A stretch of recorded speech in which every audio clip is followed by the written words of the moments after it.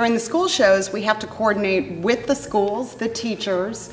There's a lot of planning involved in getting that communication open. We have to have our actors, because they are school age, they have to have permission to miss the school days. We do 4 days of school performances, and that takes them out of their classrooms. So we are very good about communicating and working with the teachers to make sure that our actors are in good standing. We're turning over a new leaf. We're going to earn our money. I don't know. People paying to watch other people sing and dance? Who does that?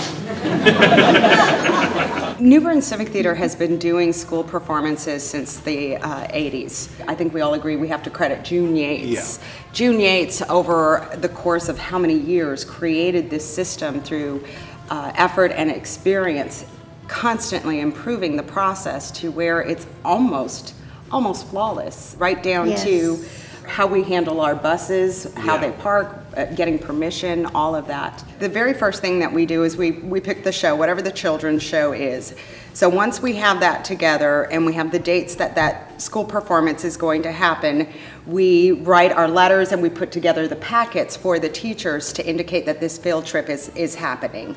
And that has to go out right in August because the teachers need enough time so that they can plan it and get all the permission and all of the money in time so that they can come down to the theater for this. And once the teachers start putting in their reservations, Tami painstakingly has to organize and make sure that we have enough room and that we situate our students. We have to make sure how many students are coming and what day they want, because if there's not room, we have to find a different time for them. One school fills up the balcony, maybe 2 schools will fill up the auditorium. And it's like a puzzle for Tami. It's a puzzle. Because what Tami has to do is, as she gets these orders and she starts placing students where they need to be, we try and coordinate so that our younger students are closer to the stage so that they can see. So a lot of that is putting together a puzzle. And sometimes we have no choice based on the numbers.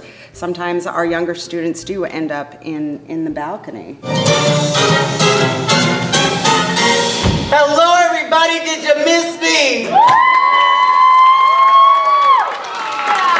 And the communication that you have to have with the teachers who are booking, as we get closer to the date, it's almost a weekly effort to confirm, because we're working with schools, especially near the military base. There are so many students that get transferred or they get new students that come in, so their numbers are constantly changing, and so you're constantly having to work with teachers on the communication I've gotten part. to know so many teachers through email that it's nice to meet them face to face when they come in. We all work really hard to make sure that we make this process as easy for our teachers. We know their process is very difficult, getting permission from their schools, their principals, getting the checks cut and having to keep track of all of that. And how many parents want to come, and the parents that I tried to get them to pay in advance, but they don't always know that they need to pay in advance. So we're taking money at the door and make sure there's room for them. If there's not, then I'm sorry, there's nowhere to put you. It's against the law for a suitor to trespass in the princess's private chambers. Section 4, paragraph 12. Busted! And a princess herself should know the laws of the land. We have to make sure they don't park on the street and tie up traffic. The last couple of years, we've been thankful for Triumph Palace. Since they have their own school groups coming, it's that making sure that they have the information ahead of schedule and the appropriate information, which is always an educated guess. And how many? He figures all that out by going through the list and how many kids each school is sending. But what we start doing is on our seating charts is we would just start writing something unique. A lot of times it's just the bus number. At the end of the show is when we start seeing them all line up, we just go like, okay, this is the first bus, second bus, third bus. Over the sound system, we just grab a mic and say, please remain seated until your school bus has been called. And then we just start going through and call the schools. The shows that we do for the children's production is always 70 minutes long, and it has to be a shorter show than our main stage production simply because the buses have to get back to the schools in time to release the students. We do have several schools now that are coming from different counties, and so they have to have enough time to get here, watch the show, and get back to their schools. But also in coordinating the buses and the loading and the offloading, it has very little impact on the downtown businesses. These streets are used all the time for downtown shopping.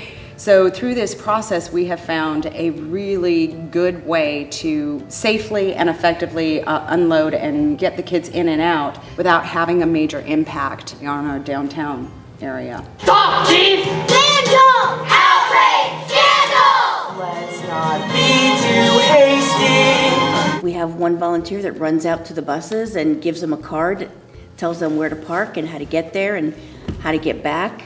A mom that coordinates the volunteers in the back, how to keep the kids together and get the kids on stage when they're supposed to and off the stage when they're supposed to be quiet.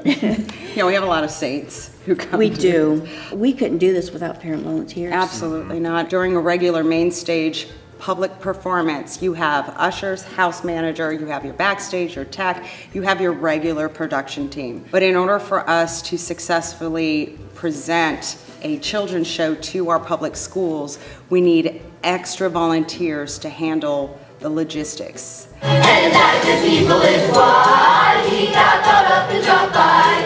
With 60 elephants, llamas, the horses, bears, the lions, the brass band and horse, story makers and spokes and makers and birds of our one king. It is so easy to take your child and put them in an extracurricular activity that they love and they're going to grow and they're going to thrive on. But when we incorporate parent volunteers into that, it becomes a family project. And now there's an interest, say a parent who knows nothing about theater, all of a sudden they're helping build a set or they're helping with the costumes or they're helping coordinate buses or anything like that. It builds this great rapport in families that you're taking an interest in something that I am, and we're doing this as a team, and it's so good when Yeah. you see families working together in here, and you don't see that with the main stage shows. Right. You see a daughter and a mother painting together Yeah. on the stage, working for a common goal and something that's bonding them. I don't think you can put a price on that one. Mr. Aladdin, sir, what would your pleasure be? Let me take your order, jot it down. You ain't never had a friend like me. No, no, no. This show actually haven't had to do much because Peyton has a very good team and really well coordinated that between Frank and Emily, the two designers, as well as Ben, the sound designer. A lot of our shows, it's our older teens that usually are up in tech, but a lot of times they're either in high school or college, or maybe they're just starting to work and they don't have that flexibility. So it gets a little tricky. For this show, thankfully, Emily and Frank have been able to bounce back and forth because some shows, I remember one year, Abigail Leffler and her son were running the light board because our board up was tied up that day. I know our sound crew is all students, and then they bounce back and forth just to make sure that nobody's missing too much school, but at the same time that the appropriate number of people are here for every show. Oh, it's fun. It's fun watching the kids' reactions, especially how they react to scenes or lighting changes or special lights and smoke, those kinds of things. It's cool watching their reactions and hearing their reactions. You hear all the fun comments from the kids. I heard a kid last week say he wanted Aladdin's autograph. A whole new world, 100,000 things to see. The coolest thing about the school performances, our audiences of school-age children get to experience live theater in a historic theater. It's an experience that they take with them for the rest of their lives, and they see their peers on stage doing things that seems to be somewhere else in the movies. Being able to see your peers on stage, it ignites a sense of accomplishment for them too. We've had several actors that came to a children's production, Von Lewis is one of them, saw the kids on stage and said, that's what I want to do. But on the other side, because there are always two sides, our children who step on this stage and look into the audience of school-age children, they get a first-hand look at the community service and the impact that they are making. And they see it right there on the spot, and I think that's invaluable.